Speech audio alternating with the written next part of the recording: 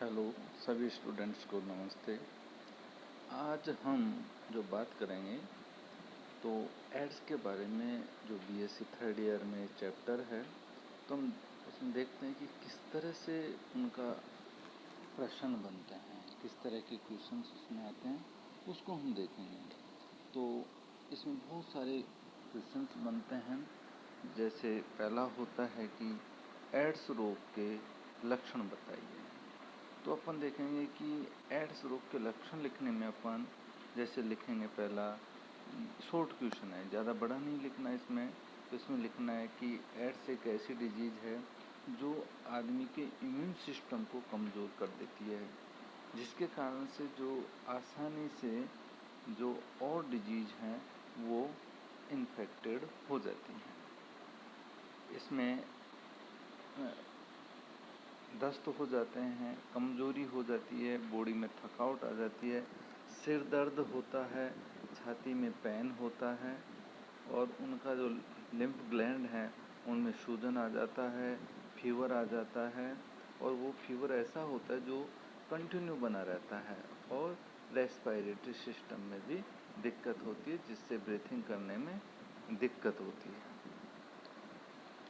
जो स्किन पर दर्द भरे खुजली वाले स्पॉट्स बन जाते हैं, और नाइट के टाइम में बहुत ज़्यादा पसीने आते हैं, वह जो मसल्स में ज़्यादा से ज़्यादा जकड़न होने लगती है।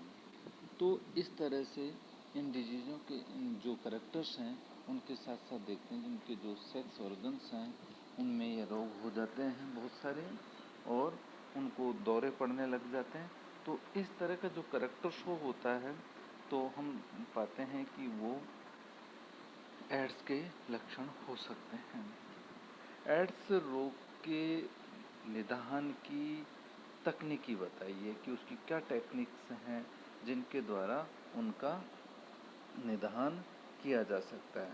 तो अपन देखते हैं कि एड्स जो इम्यूनोलॉजिकल्स जो टेक्निक्स हैं, जैसे एलाइजा टेस्ट है, एलाइजा टेस्ट वेस्टर्न ब्लॉक, और जो उनका कोशिका संधारित जो इम्यून सिस्टम है सीएमटी, उसका पता लगाकर उनको अपन कर सकते हैं।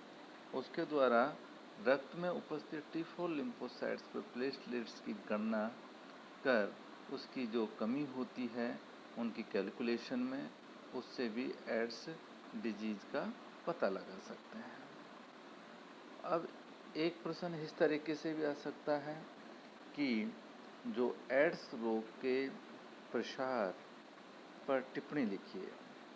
तो अपन इसमें लिखेंगे कि एड्स रोग के उत्पन्न होने एवं इसके फैलने के अनेक कारण हैं, जिनमें प्रमुख निम्नलिखित हैं।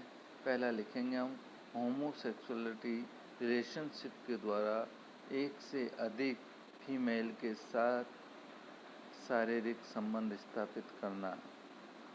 सेकंड लिखेंगे, ड्रग्स जो लेते हैं आदमी नशे के लिए, कोकेन, एम्फेटामिन्स, इनके जो इंजेक्शन के माध्यम से जो ब्लड में इन्फेक्शन हो जाता है, क्योंकि एक ही सिरिंज को कई व्यक्ति यूज करते हैं, जिससे उनके डिजीज होने की संभावना ज़्यादा से ज़्यादा होती है। सेकंड है इनका, आगे है इनका, बिना टेस्ट कराए जो ब्लड को ले लिया जाता है, जो पेशेवर जो ब्लड डोनर होते हैं, और वो अपना ब्लड को बिना टेस्ट किए हुए ही दे देते हैं, जिससे कि उनका जो वायरस है HIV का, वह उस निडल के द्वारा दूसरे के बॉडी में चला जाता है, और सुई का बार बार रिपीट नहीं करना चाहिए, एक ही सुई को बार बार कई व्यक्तियों के नहीं लगाना चाहिए। और एड्स से जो पीड़ित जो व्यक्ति है वह अपनी ही स्त्री के साथ सेक्सुअल रिलेशनशिप स्थापित करें, और एड्स से पीड़ित जो माता होती है, माँ बनती है, उसका जो चाइल्ड होता है उसके जो प्लेसेंटा है उसके द्वारा भी यह डिजीज़ फैल जाती है। और एक है टिश्यू ट्रांसप्लांटेशन के द्वारा। जब किसी भी व्यक्ति के जो टिश्यू ट्रांसप्लांट करते हैं दूसरे से लेकर, तो उसके द्वारा भी इसके जो वायरस के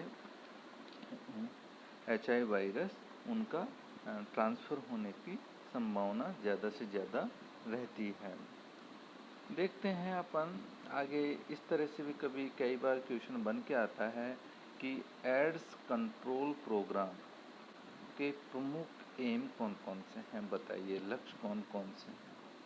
तो इनमें अपन लिखेंगे कि जो सामान्य पब्लिक है उनमें एड्स रोग, जो एड्स डिजीज़ है उसकी जानकारी से उनको अवगत कराना चाहिए, उनको बताना चाहिए कि यह डिजीज़ इन कारणों से होती है। क्योंकि गांव के जो भोले भाले लोग होते हैं उनको इसके बारे में पता नहीं रहता है कि अपन कौन सी डिजीज़ की बात कर रहे हैं। और जितने भी एजुकेशनल इंस्टीट्यूट हैं उनमें एड्स जो सब्जेक्ट है उसको कंपलसरी पाठ्यक्रम में जोड़ देना चाहिए और उसको एक अहम अंग मानकर उसका स्टडी कराना सुनिश्चित करना चाहिए। और एक परामर्श केंद्र की स्थापना करनी चाहिए जहां किसी की गोपनीयता को उजागर नहीं करें और वहां आकर आदमी अपनी खुलकर सारी चीज़ों को बता सके और समझ सके।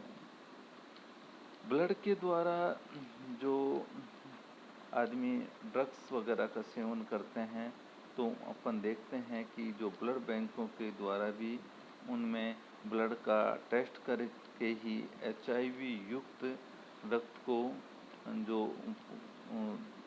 टेस्ट करना चाहिए और यदि HIV पॉजिटिव है तो उसको ब्लड बैंक में नहीं लेना चाहिए। होमोसेक्सुअलिटी को नकार देना चाहिए और जो सेक्स वर्कर हैं उन पर रोक लगानी चाहिए। एड्स रोग से पीड़ित जो प्रेग्नेंट औरत है उसका जो प्रेगनेंसी है उसको रोकना चाहिए, क्योंकि अन्यथा वो जो चाइल्ड है उसमें भी वह होने की पूरी संभावना बनी रहती है। हॉस्पिटल्स में जो प्रयोग आने वाली सामग्री है, मटेरियल होता है, उनको स्टरलाइज करना चाहिए और उस पर स्टरलाइज करने के लिए सभी इक्विपमेंटों को जो भी काम में लिए हैं पेशेंट के साथ उनको स्टरलाइज करने के उपरांत ही अगले जो पेशेंट है उसमें यूज करना चाहिए, अन्यथा उसको नहीं करना चाहिए। नहीं तो किसी को भी एड्स होने की संभावना बढ़ जाती है। इस तरह से शॉर्ट क्वेश्चन इस टाइप के आते हैं। बड़ा आता है जब उसमें निबंध लिखा लिया जाता है कि एड्स के बारे में निबंध लिखिए, तब अपन को उसका इंट्रोडक्शन करना है, किन कारणों से फैलता है, रोकथाम कैसे की जाए, इन सारे के सारे जो गवर्नमेंट की पॉलिसीज़ हैं उनके बारे में अपन बताएं कि इन पॉलिसीज़ को जो गवर्नमेंट ने बनाई है उनके द्वारा उनका इम्प्लीमेंट करके हम इसको कम से कम फैलने की में कोशिश करें कि यह डिजीज़ ज़्यादा ना फैले और यह बहुत ही जानलेवा डिजीज़ होती है। और छोटे क्वेश्चन भी आते हैं इसमें, जैसे कि कोई पूछ लेगा कि माइक्रोजेनेसिस कंपनी किस देश में स्थित है, तो अपन पढ़ते हैं कि अमेरिका में है, UK में है, ऑस्ट्रेलिया में है, फ्रांस में। इस तरह से अपन को ऑब्जेक्ट दिए हुए होते हैं, तो अपन उसको जब रिलेशन को पढ़ते हैं तो अपन पाते हैं कि ये अमेरिका में है। एशिया महाद्वीप में सबसे ज़्यादा एड्स रोगी कहाँ पर मिले हैं, तो एशिया महाद्वीप की बात आ गई। इसमें ऑप्शन अपन दे देगा भारत, थाईलैंड, चीन, फिलीपींस। तो अपन ने देखा जब अपने चैप्टर की बात की थी तो अपन ने थाईलैंड के बारे में पढ़ा था कि थाईलैंड में सबसे ज़्यादा एशिया महाद्वीप में इस डिजीज़ के पेशेंट मिलते हैं। भारत में सबसे पहले एड्स रोगी का पता किस शहर में लगा, उसमें दे देगा नई दिल्ली, कोलकाता, महाराष्ट्र और मद्रास। तो अपन देखते हैं कि इसमें महाराष्ट्र सही है, जिसमें सबसे ज़्यादा इंडिया में जो इस शहर में पेशेंट मिले थे सबसे पहले। और भारत में किस वर्ष में राष्ट्रीय एड्स नियंत्रण कार्यक्रम की स्थापना की गई? तो उस पर ने पढ़ा था कि 1994 में इसकी स्थापना की। बहुत सारे ऑप्शन आएंगे पर उसमें 1994 अपन को टिक करना है, वो सही है। पूरा लेसन अपन पढ़ेंगे तो इस चीज़ों का अपन को पता लग जाएगा। तो इस तरीके से हम एड्स को कंप्लीट करते हैं। अब आगे अपन दूसरा चैप्टर देखेंगे अगले